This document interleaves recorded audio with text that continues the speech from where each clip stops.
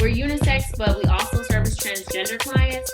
So, if you're a person that's transitioning, I had a client reach out and say, well, I have my top surgery done, but I haven't completed my bottom surgery.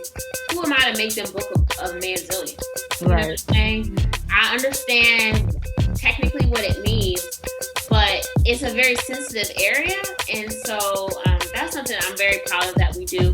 Because aside from my own personal views, I believe everybody should be able to get what they want and not have to have anxiety or be nervous about trying to book a service somewhere. And also, but you want the person you're seeing to kind of understand what it is before they walk into a situation and have to defend themselves for being who they are. Welcome to the Friends in Beauty podcast, a safe space for ambitious beauty industry creatives to have real talk, get real answers, and practical tools to grow their businesses. My name is Aquia Robinson, and I'm a makeup artist, beauty educator, and the creator of Friends in Beauty. I created Friends in Beauty to support like-minded creatives just like you on their quest to connect, network, and build genuine relationships within the beauty community. Join me every week as me and my special guests reveal the keys to success and longevity in the beauty industry, and most importantly, have fun while doing it. You ready? Hey, what's up? It's your best friend in beauty, Aquia Robinson. Welcome back to another episode of the Friends in Beauty podcast. I am so happy to have you here with me, and I hope you're listening to this episode in high spirits and in good health. If you are a friend in beauty, I welcome you to join the Friends in Beauty Facebook community. If you're looking for a community of like-minded, ambitious friends in beauty to virtually connect with, network, and share resources, then click the link down below in the show description, and I'll be there to welcome you with open arms. Also, follow Friends in Beauty on all social media platforms at Friends in Beauty. Every Friday, I do something called the Friends in Beauty Friday feature, where I spotlight a different friend in beauty and their accomplishments. No matter how big or small you think it is, I want to shout you out. I want to send you some good vibes. So all you have to do is use the hashtag FIB Friday feature and tag Friends in Beauty so I can see what you're up to and I can share with the community. Additionally, this podcast, the Friends in Beauty podcast, is available on several platforms. We're on Apple, Stitcher, Spotify, YouTube, Google, you name it, we are there. And wherever you are listening from, I just want to take the time to say thank you and express gratitude. I really appreciate you taking the time to listen to the Friends of Beauty podcast and hear what I have to say and hear what my guests have to say. And I would love it even more if you took the time to leave us a 5-star rating, a review, subscribe to our YouTube channel, leave a comment so I can know what you think about the podcast. Also, click the link down below in the show description to join the Friends of Beauty mailing list. I send out different content throughout the week, including the Friends in Beauty Friday feature and some additional resources. So join the Friends in Beauty mailing list tribe, and you'll also be the first to know about all things Friends in Beauty. And lastly, share this podcast, share the Friends in Beauty podcast with your other friends in beauty, your family, your friends, anybody that you think could benefit from the information being shared. Share away to help us grow the Friends in Beauty community. On today's episode of the Friends in Beauty podcast, we welcome Montie Green to the Friends in Beauty guest chair. Montrelle, Montie Green, founded Velvet Wax and Beauty, Hampton, Virginia's first unisex waxing and sugaring salon in 2014. Velvet now has 2 locations, one in Hampton, Virginia, and the second in Alexandria, Virginia, opens December 1st, 2020. Montie loves to share insights on entrepreneurship, beauty, and social media with aspiring professionals. She also holds a BA in Public Relations from Howard University and an MBA from the University of Maryland. Montie is a licensed cosmetologist and sugaring expert. As a marketer and communications professional, she worked with Johnson & Johnson, McDonald's, and Howard University. Montie began her beauty career as a beauty blogger and makeup artist. Today, Montie's beauty publications have been seen on Essence.com, StyleBlazer.com, and MadameNoir.com. She is a member of Delta Sigma Theta Sorority Incorporated, loves dogs, health, and fitness. I'm so excited for you to hear this interview with Montie. We have known each other for several years, but like many people, I haven't gotten to dig into, how they got started, their story, what they're up to now. And we recently ran into each other and I found out everything that she was doing. And I was like, girl, I have to have you on the Friends of Beauty podcast. So here we are. So in this episode, we talked about so much. We talked about how she has been managing her Velvet Wax and Beauty studio for several years while living in DC and being several hours away from her studio. We talked about the highs and lows of being a studio owner, her product line, how to prepare for your appointments if you're getting waxed, how her studio has been able to survive the pandemic, the common misconceptions that people have about getting waxed. We talked about a whole lot. So I'm not going to hold you back any further. Let's go ahead and jump into this interview with my girl, Montie Green. Enjoy. Welcome to the Friends in Beauty podcast, Monty. Thank you.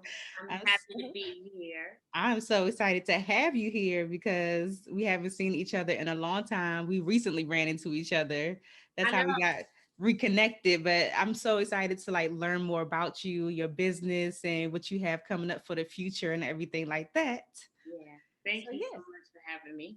of course. So before we get started, I'm going to start off with some icebreaker questions so the Friends and Beauty audience can get a chance to know you more outside of the beauty world.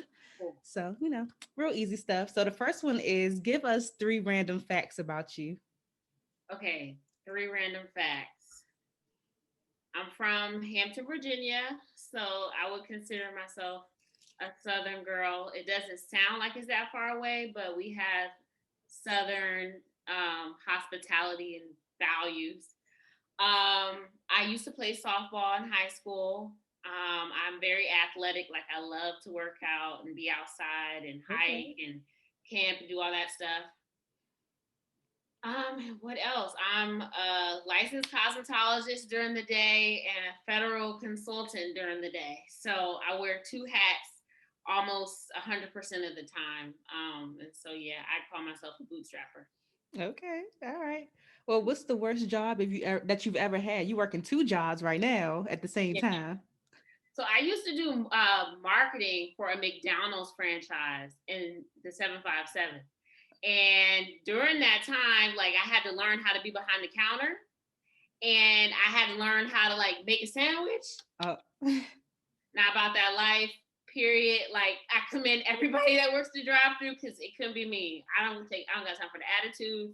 It's too fast. It's hot. The floor is slippery. All the dirt was making me nervous. So yeah. Right. So McDonald's marketing and being that behind the scenes flipping burgers wasn't for you. In front of the scenes, okay. Like Uh-huh. promotions, yes. Burgers, sandwiches, not for me. Okay. Another one. What do people always tell you that you're good at besides what you do for like work? Um, I think they say I'm good at like decor, or like designing things. Like I think I have a really good eye. So people will ask me to help them with like outfits or ask me where they should put certain things in a room or something like that. Or I think I'm good at like event design too. Okay. You know, like out someone will ask me to put things together or like project manage things and make Uh-huh. sure I know it's gonna go well. So yeah. Okay. I could believe that because that was the first thing I mentioned. It was like, ooh, the plant, the little the figurines back there. Yes. Oh yeah, thank you. Elephants. Yes. Oh, are you a Delta? Mm-hmm. Yes. Makes sense. Okay. Everywhere in here. I love that. So if you can eliminate one thing from your morning routine, what would it be and why? Eliminate. Maybe not morning, maybe daily. I'll make it Okay, because easier. my morning routine is very purposeful. You Hmm. know, so I try to make it that way because how you start is kind of how you finish. So if I could eliminate anything, it would be useless browsing on Instagram. It's a bad habit of mine, but it's just like a rabbit hole. You look at something, and then you think of something else. Then the next thing you know, it's 45 minutes past. Meanwhile, I gotta pay tickets for DC parking, and I'm not trying to log in. Exactly. So it's kind of like you know. That's how That's I am too. I'll literally go on Instagram because I'm about to look for something in particular. And then mm, I'm like, scrolling. I'm like, God, what did I come on here for again? 45 minutes, an hour. Yeah, Exactly. yeah, I think I'll add that one to my list too. Yeah. Definitely.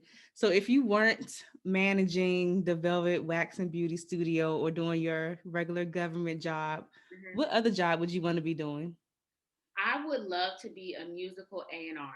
Ooh, yes. I don't think that I would be able to be in the industry these days, especially with COVID and like all the competition and stuff. Uh-huh. But like Bad Boy days, 90s, Yes. I would have killed it because I think I have a good ear.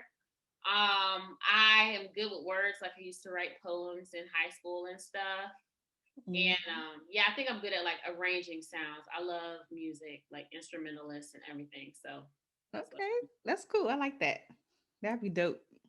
All right. Well, that was the end of the icebreakers. I Cool. learned a little bit about you Mm. outside of beauty. So we're gonna go ahead and jump into the good stuff because I want to know all about it. I'm nosy, so I want to know all the tea. So do you remember how we met? Yes. We met at a makeup. Was it a makeup show where both of us were doing makeup? Was it? Look. Okay, I so know it was with Danessa. yes, Myrix, right? Yeah. But I'm trying to think, was it the Bronner Brothers show? Because I felt like I met you in DC before the Bronner Brothers show. Hmm. Because I know it has something to do with Danessa. So I'm wondering if we were both at the one that she did for Bennett. When it was at was it at the convention center? Not the Well, let's convention just say that you've always been a much better makeup artist and a lot more dedicated than I ever was. center. Because something about the personalities of so many women, I felt overwhelmed. Uh-huh. So I knew that makeup wasn't something I'd be able to do forever. Right, But right. I can't, it was one of those shows. And she was just like amazing. And the girl, Michaela, like I was just Mm-hmm. blown away about their artistry, you know? I can't even Yeah. remember what event it was, but Yeah. to this day, I still think of all three of y'all as like amazing. Oh, thank you. I'm honored to be amongst those two names. I love both of their artistries. Thank you. Yeah. That's a real huge compliment. I got It now was I gotta live good. up to it. Yeah. Y'all make people look better like from the inside out, like prioritizing skin. And I really like Oh, that. oh, thank you. Thank you. So tell the friends of beauty community and me, like, who is Monty? Who are you? Okay, so I love God. That's the first thing in my life, and it's definitely helped me achieve a lot of the things that mean more now than ever. I'm a family girl, so I'm the oldest of two, the oldest of three girls. So I have two younger sisters. I'm not married, no children. I've been back in DC since 2016. I went to Howard for my undergrad. And then after Howard, I moved to New York. I got a job at Essence Magazine. It was the dream job. And then I came home for Columbus Day weekend, and my mom passed away unexpectedly. Oh, Yeah, so that kind of like took a turn, and that was in 2013. And so I relocated back to Virginia and started, pursuing a beauty dream, whatever that looked like at the time. Because yeah. she was a hairstylist and she had a cosmetology school, but I never wanted to do hair because it was just too specialized. So I was trying to find my way. Mm-hmm. And so I started doing marketing, and then I went to Atlanta and I got my first Brazilian. And I was like, yes, this is it. It was quick, it was 20 minutes. And I was like, I gotta pay you $70. And it was just 20 minutes. Uh-huh. And I was like, oh, I could do this. And then after that, I just started doing it. Awesome, awesome. So I want to backtrack real quick because you said you Okay. went to Howard. Yeah. What did you major in at Howard? So my major was public relations and my minor was graphic design. I don't regret that at all. I mean, if I could change anything, I would have been a business major, Mm-hmm. because I think finances are really, really important. And any industry you're in, especially the beauty industry, I think it's important for people to know their margins Mm-hmm. and to understand where their money is going and understanding how to keep it organized. And that shouldn't be an afterthought. That should be a first thought. Right. So, but PR has definitely taught me how to sell myself and my business.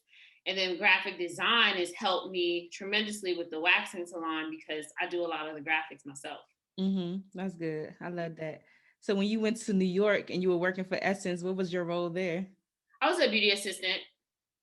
Yeah, so that's basically organizing a closet full of beauty products. Okay. So you get to see everything. And I used to be envious of the girls there because you get hundreds of thousands of product a month. Makeup, lipstick, hair stuff, hair extensions, That uh, sounds like heaven. heaven, okay? Everything, stuff that you can't afford. Like I was 22, you can't afford high end Clé de Peau, like Armani, all this Yeah. skincare. Yeah. So it was pretty dope. Yeah. Awesome. So when you jumped into the makeup world, like what was that decision like? How long were you doing makeup before you decided to step away from it? I was doing makeup, I probably say like 4 or 5 years. I started doing makeup when I was 8. Maybe I started when I was 17. I think Mhm. by 23, I had transitioned fully to waxing. Okay. Like I said, I grew up in a hair salon. So I did braids, relaxers, colors. Like I've always done my own hair unless I get lazy. But Mhm. I did makeup for a while. And even when I opened my waxing studio, it's called Velvet Wax and Beauty because when we started, we were doing makeup and I did a lot of brides. But I decided to transition from the makeup because for me, carrying the kit from place to place, having to curate a look for person to person. Yeah. Everybody has different skin. Everybody has different undertones. It was so specialized, and I felt like I knew that I wasn't going to dedicate the time, effort, and energy to Mhm. show up my best for every single person. Right. So I had to find the best lane for me to be in that I could give everybody good service. Mhm. Yeah. And for you, after you got that wax, you was like, hold up, maybe. So what was the decision like? What made you want to open up a waxing studio, like in particular at that time? Because were you still doing makeup at the time you got that wax out of Miami? So why not like a makeup studio or something like that? Yeah. You know, I think my experience at Howard and like watching my mom and dad as entrepreneurs taught me a lot about money and understanding return on investment. Mm-hmm. And at that time, like it was 2013, YouTube, Facebook, like Instagram videos were starting to pick up. And I Yeah. was like, well, people are learning how to do stuff on YouTube. And I was like, but you can't really give yourself a Brazilian. And I was in Hampton, Virginia, and I was the first unisex sugaring salon. So we specialize in sugaring, which is a natural form of hair removal that uses sugar paste, which is sugar, lemon juice, and water. It's very old. It's older than waxing. It started in Egypt. Mm-hmm. And so when I found out about that opportunity, I wanted to be like a first mover. So I got the first mover advantage because when I opened in 2015, I was one of two people out of the 7 cities that I knew that did it outside of their house. Right. And then it's crazy how like God works. Like the building that I moved into was owned by the people who did my mom's taxes. So I got it at a really good deal, but I had to renovate the entire thing myself. Mm-hmm. So that's kind of like where the tomboy in me comes out because I pulled up the carpets by myself. Yeah, that's I right. was in there painting. Look, I got projects to do right now, but so I saw opportunity where not a lot of other people were there, and Mm-hmm. decided I was going to make my own lane because it was less competition.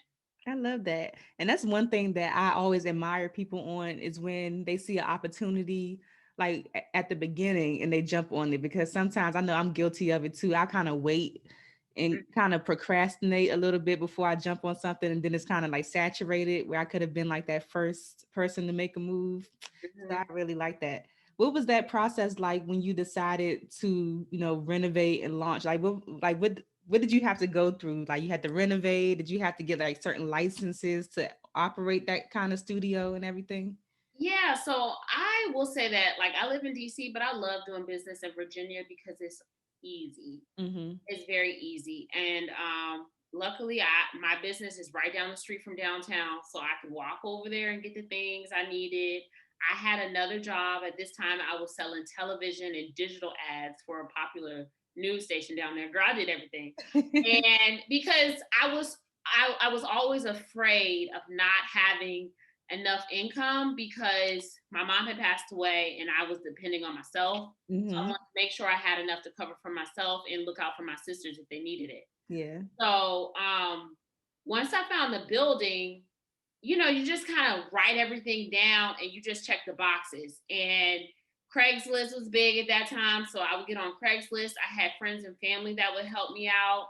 I've always been very like resourceful. So Facebook Marketplace. I think I started the business with, I know it was like less than $500. I didn't have to pay the first month's rent. Okay. And I remember maybe I paid to get it. I got it professionally painted by a company. And I remember it was like $1,500. I was like, y'all are trying to make too much money for this paint. Oh my God, I would have called up some of my homegirls and gave them brushes. Like, look, get to work. You know what? But it was like I never wanted to like depend on people too much because sometimes I felt guilty and then other times I felt like a burden. So it's kind of like a blessing and a curse because I learned how to outsource early. And so I got the space. I remember it's like November 15th. By January 1st, I was like getting a sign and doing all that stuff. And then my dad died on January 5th. Oh man. So I was like, I'm not trying to be down there. Mind you, I had just went from New York to Hampton. Yeah. It was doing okay. Like I bought a house down there, did all this stuff. And then right after I signed the lease, that happens out the blue. So from that decision, I was like, you know, I need to figure out how to have a business that I love and a life that I love too. And so 4 months after I opened the business, I moved to DC. And you've been operating it ever since from DC. Oh yeah, and you know they say you pay for experience and sacrifice or money, and I've paid for it in both. Because I've been stolen from, lied on. You know, you hire people thinking they're gonna work for you. They learn everything, and then they open up down the street. But it's okay because there's more than enough money to go around, and people are invested in strong companies that have strong values. So I just have always reminded myself, you don't need to worry about what's in somebody else's purse. You know what I'm saying? You worry about your own bag and just keep it pushing. Right. Wow. So prior to you, I guess, opening up the studio, other than, you know, the McDonald's situation, did you have any like management experience? Yeah. Let me think. Did I? Look, let me think of my resume. Okay. Graduated from Howard. I worked at like DHS as a contractor. Then at Essence, I was a beauty assistant. I had a bad boss and I had a great boss. My great boss, her name was Tasha Turner, and she helped me tremendously a lot. And then Nicole Melton was at Essence at the time too, and she helped me a lot as well. Just mentorship. Yeah. And then from there, I moved to Wavy TV. I was a sales associate, so no, I didn't. I think my first management role, honestly, was with interns when I did social media for Howard. So when I relocated here, I got another job as a social media person at Howard, and I worked there for 3 years. During that process, I decided to get my MBA. But during that entire time, like I never was in a management role because I was like growing in subsidiary roles. They still had a lot of responsibility, but I didn't have direct reports. Right. I got you. So what are some of the highs and lows of operating, I guess, or being a studio owner, especially with you being so far? So like for people who don't know, how far is DC from Hampton? Yeah, so quick plug. So I'm opening 2 new locations, actually. I have a mobile location and I have a physical location. So the physical location is going to be on 602 Cameron Street. It's in Old Town Alexandria, Suite 2. It opens December 1st. So I'm happy about that. Awesome. And then the mobile location will be all around the DMV, and I'm launching that in January. Awesome. And I know you'll share like all that stuff, but the highs of being a remote owner are that you are forced to delegate, right?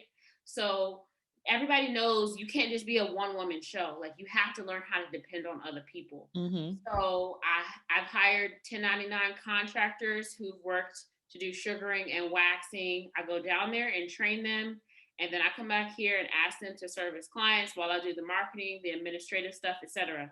I'm not down there every day of the week, so I hire people to do electrical work, to clean, to uh, offer supplies, like to do inventory, all that stuff. And that's how companies are run anyway. Like, not one person does everything. So it's forced me to be very organized and purposeful about every step in the business, so that once it's perfected, you can duplicate it. Now, I mean, I first opened in December 2015, and it's about to be December 2020. That's 5 years. And I'm upset about that, because I realized that perhaps if it were here, I might have moved a little bit faster. Mm-hmm. But number one, I was doing other things like working and getting another degree. And also, I think it was fear. So the lows of it is that when you are not up close and personal with a business, yeah, you might be getting passive income from a job that you don't have to pay expenses for, but you pay for that and what you don't see. You know what I'm saying? Like, those little things that I can notice right off the bat, the people that I hire don't look at my business like it's theirs. They look at it like it's a job. You know what I'm saying? And so that ties back to it being all on my shoulders to make sure that people are not just, I'm not just hiring people for a job. They buy into me and who I am as a boss and as a leader. And then how they are every day at work is an expression of what they think about me. And that's even a more of a low, because you can take it very personally. Yeah. And so I got some really good advice from a former salon owner in DC. She was like, your job is to hire and inspire. Your job is not to do every little thing. Your job is to hire and inspire, and keep hiring. It should be a continuous thing. And, I used to take it personally when someone would decide to move on after 6 months or 9 months. Whereas, like, European Wax Center, if you're familiar, their average retention is like 3 to 6 months. So mine is more like 6 to 12. You know what I'm saying? So I can't be upset if people are so excited about waxing. They're like, well, I want to open my own now. However, I definitely want to make sure that I'm doing something that is not easy to duplicate. Do you think you ever go the route of like trying to do a franchise kind of thing? If people want to, like, if you train somebody that well and then they want to open up their own thing, they could just franchise it? I'd like to. I believe in Black women. And I think that for the beauty industry, the trend now is everybody wants to be their own boss. But the truth of the matter is, everybody doesn't know what I know in terms of how to run the business behind beauty. I say that because everybody's had a poor salon experience, right? Yeah. Where, like, someone is using foul language, or the music is loud, or it's bad smells, or the conversations are inappropriate. And everybody wants like a certain standard of care. Like, nobody wants to go to Supercuts to get their hair cut, but all the prices are posted. You can book online. They're open between 9 and 5. You're not going to wait a long time. And I would love to be able to normalize that within the waxing and sugaring industry and empower more Black women owners under me. So I don't know what that looks like right now, but it's definitely like a 5-year goal. Awesome. You could definitely do that. Definitely. Yeah. So what kind of products and services do you offer at the studio? Sure. So we offer full body waxing and sugaring for men and women. We do skincare. So our two main skincare services are vajacials, which is basically a spa service involving an exfoliant, a mask, a cleanser, a toner, and extractions. And then we have a separate extracting service. And then, as I mentioned, we do waxing and sugaring. So there are two different types of waxing. There's hard wax and soft wax. Hard wax is where you put it on, it dries, and then we pull off the wax itself. Soft wax is where you apply like a jelly and you pull it off with paper. And then sugaring, which is the best, is the paste where we wear gloves and mold and flick it away from the skin. So I always tell people that you want to go to a place that specializes in these things, especially if you're getting intimate hair removal, because you don't want snack, crackle, and pop down there or under here. And Okay. we care for our faces, but you have to care for, the intimate areas as well, because we have pores, we have moisture, it doesn't receive regular sunlight. And it's susceptible to bacteria. So Right, yeah. right.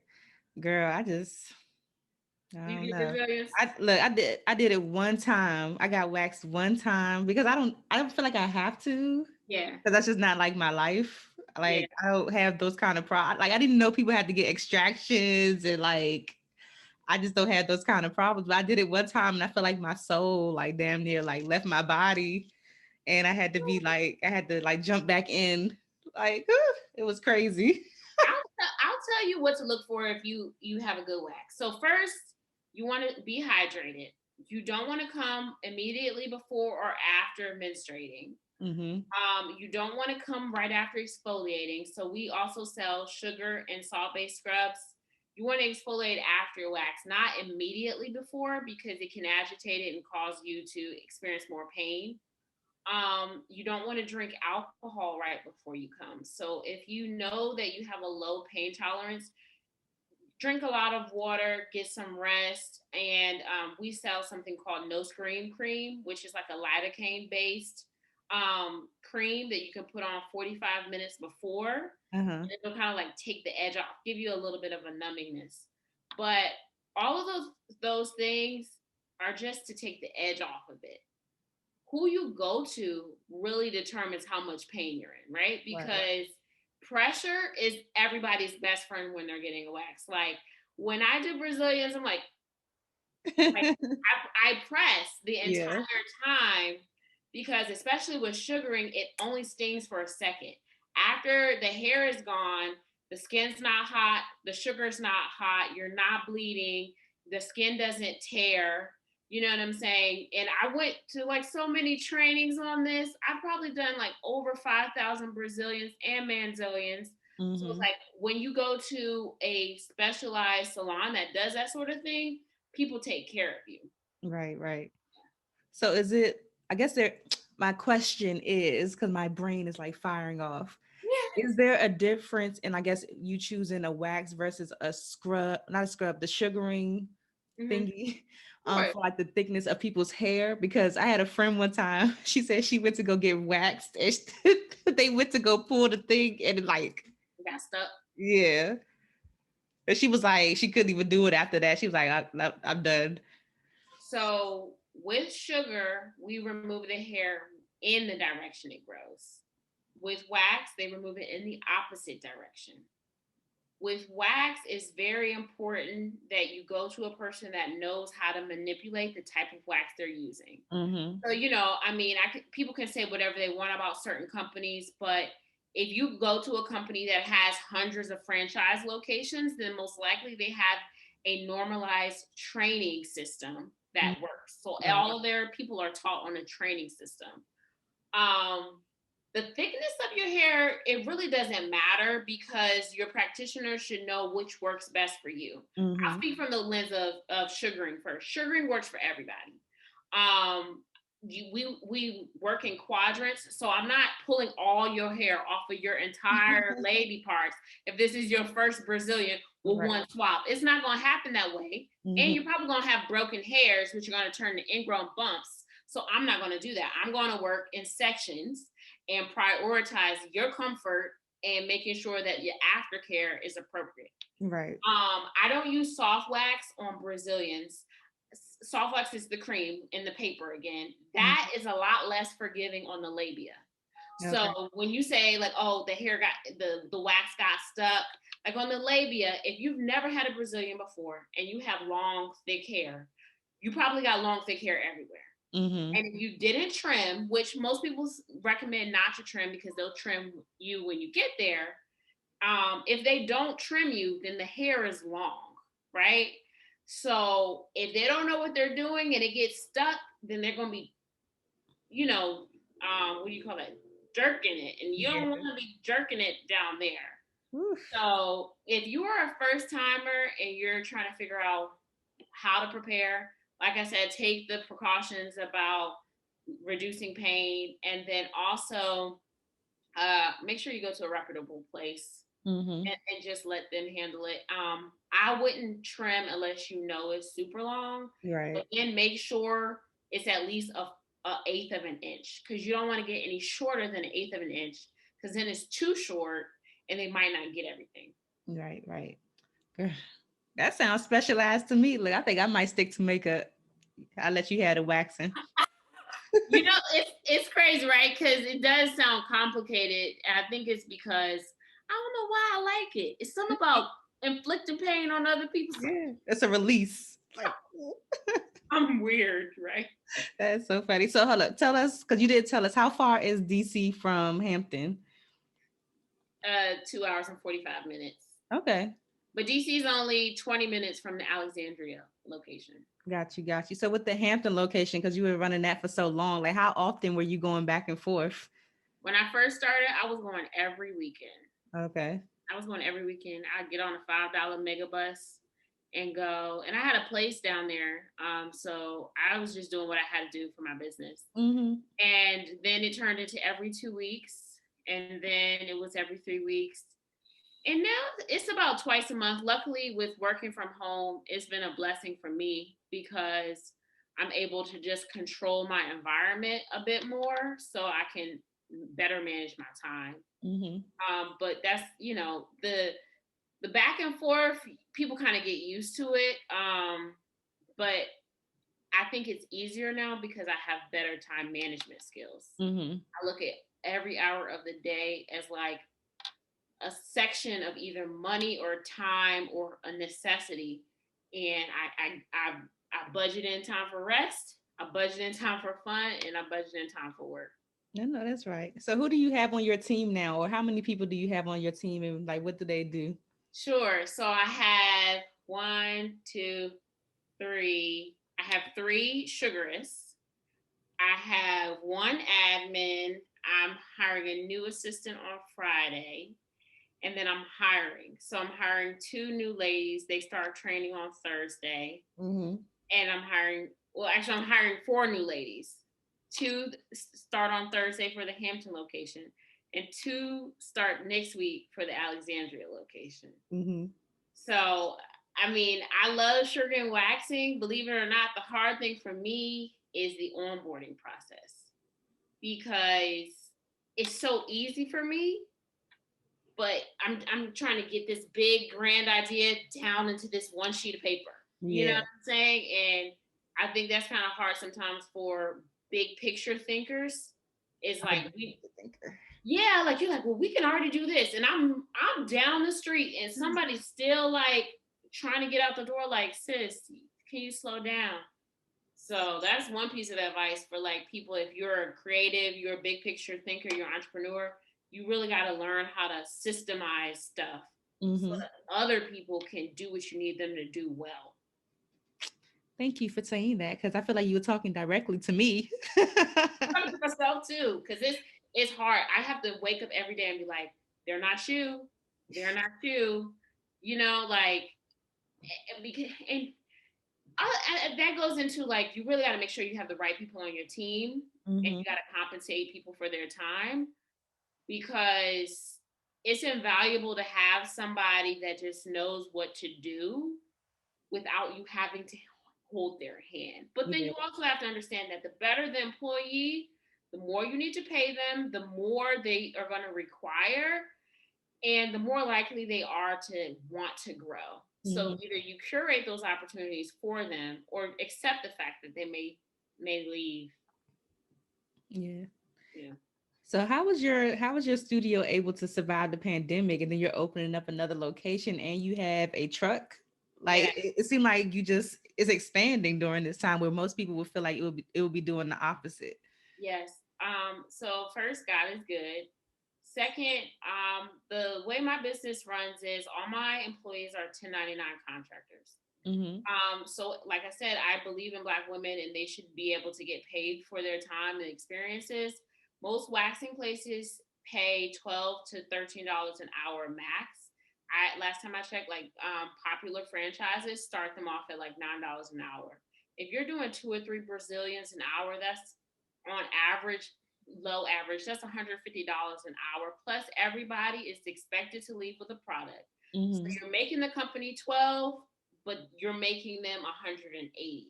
Right. Now, I'm all about the coin, so obviously I understand capitalism, but it's not realistic for a small business with the CEO that's not there all the time. So I've always paid people on commission. And so now I have a structure where they start hourly. After the 90-day probationary period, then they transition to commission. So they're more motivated based on the amount. You know what I'm saying? And they get a percentage of everything I make, which is a premium. But also when we were closed, people had to file for unemployment. So they weren't receiving direct income from me, but they had records, like they get paid on direct deposit. They get checks. So they are able to file for the pandemic, unemployment insurance, etc. Yeah. We were closed for a little under 10 weeks. And I used that time to gear up for everything that I'm doing right now. And I took that time to focus on myself. Like, I lost 20 pounds. Like, I was working out. I bought a house. I was like, oh, outside is closed. Okay. Oh, I can work from home. I have been begging to work from home. And so I was like, yes, Lord. I mean that very respectfully because I know people that, are no longer here because of COVID. And that's not something easy to talk about. But as I just mentioned, like the struggles that I went through with losing my mom and dad in my business journey, I recognize that you either gonna sink or you gonna swim, and you have to look at tragedy as an opportunity sometimes because you're not gonna get them, and they're not gonna have opportunity plastered on it. You know what I'm saying? You just got to be in alignment with God or your spirit to say, all right, this is what I need to do. And I feel like, I needed like a jerk, but I had always been planning to do these things. So now I'm just like, okay, this is opportunity. Let me do it. Right. Sometimes it's like blessings in disguise, like the tragedies that we go through. Sometimes they just inspire a lot of people sometimes to, do more with their lives or to just step out on faith. And because you just never know. They always say death is not convenient. So you just never know when yourself or somebody that's close to you is going to go. So it's like that sense of urgency is real when you lose somebody. It's like, I got to get stuff down like right now. Yeah. And I think that as being like a Black woman in America at this time, obviously with the Black Lives Matter movement, the tragedies that have happened with all these unarmed Black men that didn't deserve to lose their lives, it has put a focus more on the beauty of Black people and giving us a more empowered circle, right? So I've been feeding off of all these other queens who have been doing their thing, and I'm like, well, shoot, they doing it. Like, let me step my game up as well.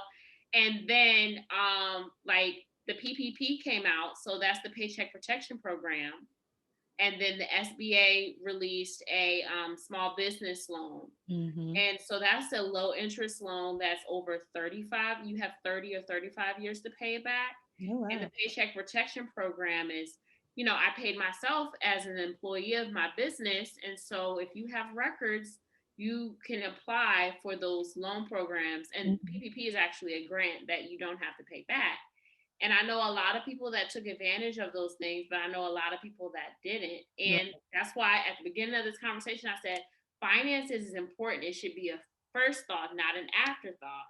Like, people need to have QuickBooks. You need to know how much you're spending every month. Like, if you buying those shoes, because Lord knows I love me some shoes in a good bag, but you better make sure you got like the space to make it up, And I think it's so easy in this industry, especially when people are getting paid on Cash App. Like, oh, I don't accept credit cards. I only take cash or Cash App.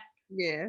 I understand, but it's so easy to blow through the money when you're making $120, $150 per wig, per client, per face. It gets, you can start feeling yourself and then you can run through money.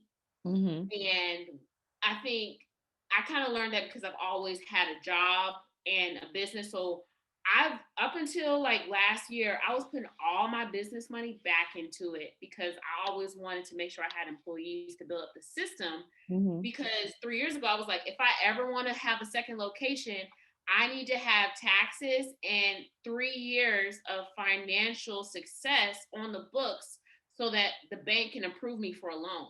Mm-hmm. Like that's what they want to see. They want to see 3 years of profitability or steady income. Right. And so that's why when it came to like applying for SBA loan or PPP and another, it's easy. And it should be like that for people, especially I know makeup artists making over 6 figures. It should be the same for everybody. Yeah. It's just that, like you said, the finances thing, a lot of people just don't pay attention to the finances. So it should be easy, but they don't have the records to like prove that they're actually like making that money. Right. And I understand why. You know what I'm saying? I absolutely do.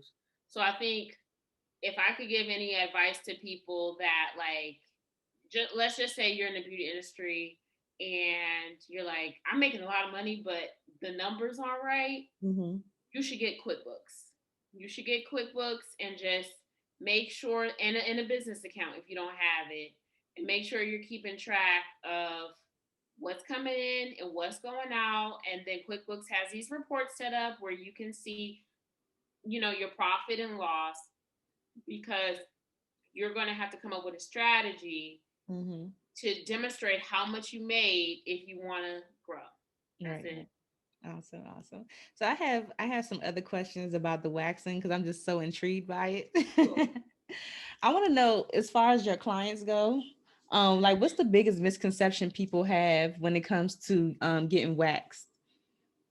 They think it's going to be like 40-year-old virgin. I and I haven't seen that movie in so long. I kind of forgot what happens in the Ooh, movie, he but was I know he's like hairy. I think screaming. his friends took him to get his chest and his back, and it was just like it was a mess. It's not that bad. That's number one. It's not that bad. I wouldn't have been in business all these years if it was. Mm-hmm. I do not remember what you look like, what you smell like, Right. what you had on. I make it a point to give good customer service, and so I greet people by name. Mm-hmm. I have most legacy clients at this point. Like I don't have a ton of brand new clients. Most of the people I deal with I've seen before, Mm-hmm. but I'm not daydreaming or talking to my friends about what somebody's Right. baby parts look like because I see like 50 of them. I'm like, y'all all look the same, Right. So, and then the last misconception is men. So male waxing and sugaring is very popular. And you don't have to justify why you want it done. Mm-hmm. Your gender orientation, your sexual, preferences. That's none of my business. When we step foot in the treatment room, it's extremely professional.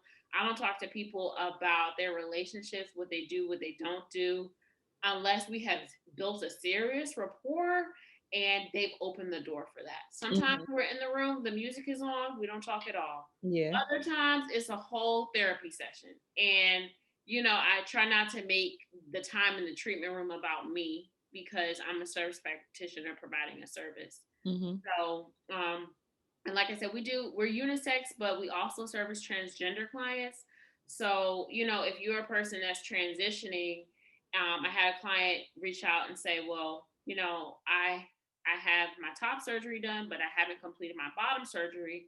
Who am I to make them book a manzillion? You know what Right. I'm saying? I understand technically what it means, but it's a very sensitive area. And so that's something I'm very proud of that we do, because aside from my own personal views, I believe everybody should be able to get what they want and not have to have anxiety or be nervous about trying to book a service somewhere. Like, Right. and also, but you want the person you're seeing to kind of understand what it is before they walk into a situation and have to defend themselves for being who they are. Like that's Right. not fair. Got you. Yeah. What's one thing that you wish, I guess, what's one thing you wish people would do before coming to get waxed, like pre-waxing? I don't know. Well, I recommend that everybody take a shower and come in clean. You really don't need to wear underwear before coming in, because we recommend that you leave with clean undies. Cleaning is important before you come. You'd be surprised how many times I've noticed that people haven't wiped properly Mm-hmm. or come in straight from the beach, and the wax and sugar really can't adhere to the skin because it needs a clean surface. And so I think that's important. I think it's kind of courteous as well for you to come in clean to the person who's about to, be in your area. Especially with like COVID now, like I kind of am very strict on making sure people do their due diligence at cleaning themselves before they come in, Mm-hmm. for practitioner safety. Yeah. Were people like kicking down the doors when y'all open back up? They weren't kicking down the doors, but July was my best month in the last 2 years. Mm-hmm. Yeah, so it was a great month because people were like, I just need this done. I'm gonna wear my mask. People was wearing it like, because right now we're requiring everybody to wear a mask. We don't have multiple people in the waiting room. You cannot bring any additional guests, and we're by appointment only. So Mm-hmm. our books are always open. We're open Monday through Saturday from 10 a.m. to 8 p.m. And it's a very like comfortable space because it's only two people in the room, and Mm-hmm. usually practitioners over here and your body's here, so there's separation. Yeah. But yeah, they was running in there, and like that's why preparation is key because the I think that I'm doing a lot now, but I could have done so much more if I had just gotten past the whole idea of, oh, this is a pandemic. But I think everybody kind of went into shock, Yeah. like, wait, what? And then I'm looking at other companies to see what they're doing. People are looking at me, seeing what I'm doing. And, moving forward, I think it's just important for business owners to just make a decision for themselves of what they think is appropriate and just go with it, like, because I said we're opening June this day. Back in March, I could have been moving forward, like, we're opening this day, Yeah. period. Instead, I kind of like tiptoed around it because I really wasn't sure. Mm-hmm. Obviously, this is like once in a lifetime thing. Yeah. But the people who are definitive about what they're going to do and how they're going to do it, they come out on top. Yeah, definitely. And I guess the hesitation also comes from, like you said, it's a once in a lifetime thing. So we didn't even know what to really expect. I was even trying to make projections myself, like how long this thing will last till May, Yeah. August. Like you just never know. But so many people have launched like clothing lines and like self-care stuff. And even this podcast is amazing. Thank you. Like, yeah. So there's been a lot of creative things that have come out of this time period. And I'm happy that so many people have turned a bad thing into a good thing. Right, right. So Monty, what are you working towards your legacy being when it's all said and done? I would love for my legacy very soon to be someone who's completely about waxing and sugaring, right? Because I think you can only like bootstrap for so long, and it's almost like you're cheating on yourself when you continue to be in two places instead of one. Mm-hmm.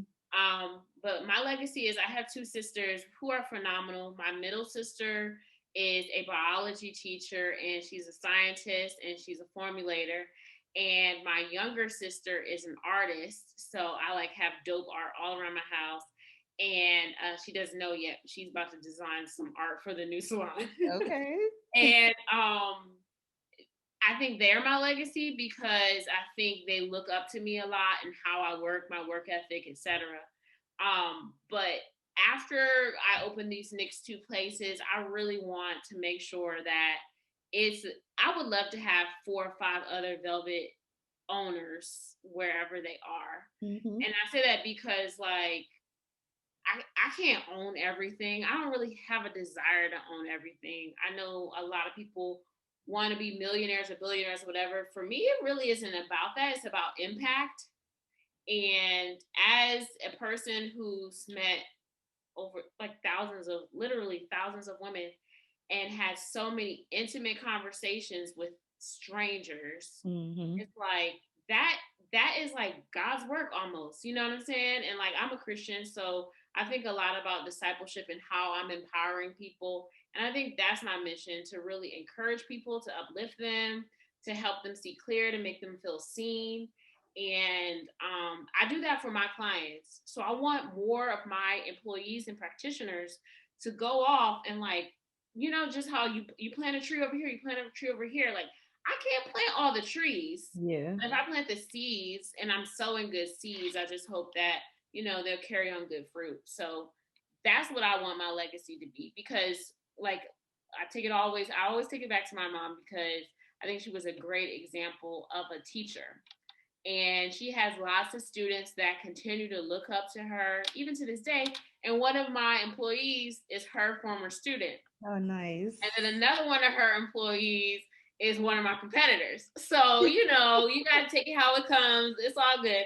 But it's just like, that's what's meaningful, because we're only here for a short period of time. And I love it when people that I don't even know, I heard they're saying positive things about me. Yeah. Yeah, so it's cool. I love that. So what else is next for you? You got the truck coming. I'm gonna put all of that down in the show notes too and tag everything. So you got the truck coming, the second location, the Hampton location is still there. Is there anything else that you want to share? Yeah, sure. So we just launched 2 new products. So Velvet has a system. It's called Remove, Renew, Restore. So you remove with wax or sugar, right? That's why you got to come see us. You renew by exfoliating. You exfoliate with a sugar or salt-based scrub. We sell sugar scrubs and we sell sugar exfoliating gloves. And then Restore is using some sort of chemical to help prevent bacteria from getting into your pores, to help lighten dark spots or scars, and to just restore the vibrancy of your skin, just like we do for our face. We put stuff on our face every single day. We don't take care of anything else, and so we're going into wintertime. So now's the time to like get our skin together, because whatever's open in 2021, I'll be there. Okay. Fruit, Montrelle, something in the water. No, that's right. And everything. Okay. Like, it's open, I'm there. So now's the time to take care of that. So those products are all on our website. And I recommend people use those products. I've never been a hard sell on just my products, because I know my products are good, because all my clients have my products. But the bottom line is, you got to treat your skin. People come in and they want a Brazilian sugaring because they heard that it prevents ingrown hair bumps. Yeah, but that's only step 1. If you don't have step 2 and step 3, and you happen to fall into the 75% of people that have oily skin or have bacteria or have, if you work out frequently, you know what I'm saying, that you're more susceptible to ingrown hair bumps if you have hair removal services. Right. So you kind of have to invest in those. You have to invest in skincare. Got you. But thank you so much for sharing that. I really enjoyed this interview because I learned so much. Like, it's something I don't know a lot about, but I know I have girls that are in the Friends of Beauty community that do waxing. So I told them that I was interviewing you today, and they were like so excited. Like, we're going to tune into this episode. So I had to do this for them, because they're so into it. I'm excited. Yes, but before you go, I have to ask you the Friends in Beauty rapid fire questions. Cool. So whatever comes to your mind first, you'll do great, because you're an excellent speaker. Like, I feel like do you have a podcast or something? I would love to have a podcast, but my hands are full right now. I feel you. Well, more live. Tell me how you do it, sis. Tell me how you do it. See, I actually enjoy this stuff. Like, this is my little bubble. I love like techie stuff. So. Wow. Yeah. But let's jump into these rapid fire questions. So the first one is, what are the top 3 keys to your success so far? Prayer, love, and commitment. Prayer, love, commitment. How do you measure your success? I'm sorry. I measure my success really by income and by how I feel every day. Mm-hmm. With the business, if I feel like if we met our goal for the month, or if we're trending up, then I think we're successful. I don't care how much it's growing, just as long as we're trending up relative to the circumstances. Right. And for my own personal success, I go by like my overall mood. Like, I understand emotions are going to change things, but for the most part, if I'm feeling depressed or angry or sad, or my anxiety is really bad, then it's tied to something else. And that means I'm not being successful because I'm not properly managing my environment. So not that emotions rule me, but they indicate things for me that I think Right. are important. Right. And that's, at least you know that about yourself, though. You've realized that. What's the best advice you've ever received? Be yourself. Be yourself and don't ever change. My dad told me that because I'll tell it like it is, and people don't like that sometimes. But I can go to sleep at night knowing that I'm not trying to put on for somebody else. Mm-hmm. Mm-hmm. What advice would you give someone who was just ready to give up on their dreams of being in the beauty industry? Um, don't give up. I I can't lie and say that sometimes I just be like, "Ah, I don't feel like dealing with this." You Mm-hmm. know what I'm saying? Because it's a hard thing. But if you are planted in fertile soil, by fertile soil, I mean the right place for you, Yeah. then you should feel empowered because it's the right place for you. You know what Mm-hmm. I'm saying? Like, that's why I say be yourself is my mantra, because I'm a waxing and sugaring studio owner, because I know that that's good for me. Mm-hmm. If I was still a makeup artist, I wouldn't be receptive to that advice because I know that wasn't my lane, you Yeah. know. And so I just say, like, make sure you're planted in fertile soil. Mm-hmm. What's a resource that's helped you in your business that you can share with the friends and beauty community? Sure. So there's a SBA program called SCORE, and I think they have chapters in most states. They have a lot of cities, Mm-hmm. but you can get a free mentor through that program, Mm-hmm. and they can give you financial support. They can help you with your business plan. They can give you advice on which ways to go, and they have experts in all those areas. And you can meet people that don't look like you. Yeah. So I do a lot of networking on Instagram and stuff like that. But like, the people who helped me start my business from SCORE were white men, and they helped me a lot. They were attorneys. I had an auditor, and he helped me in ways I didn't even think.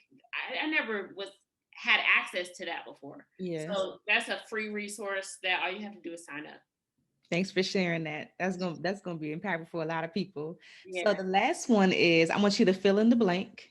Okay. I want you to say, my name is blank, and the key to longevity and success is blank. Your face just now was hilarious. I was trying not to laugh. What's my name? Oh, like a plug. Like a plug video. Okay, I get it. Because I was about to be like, my name is.